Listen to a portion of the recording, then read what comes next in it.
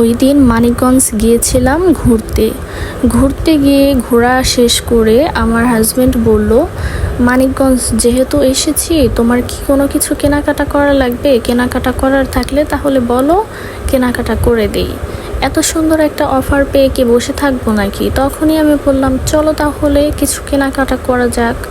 পরে আমরা ইউসুফ ইব্রাহিমে চলে আসলাম। সেখান থেকে ড্রেস চয়েস করে ছেলের বাবার পকেটটা একটু খালি করে দিলাম আর কি। এরপর পছন্দ করে নিয়ে নিলাম পছন্দের ড্রেস। এদিকে আমার ছেলেটা এই ফ্যাশনের দোকানে সাজিয়ে রাখা ডলগুলো দেখছিল এবং হাত দিয়ে দিয়ে চেক করছিল এগুলো মানুষ নাকি।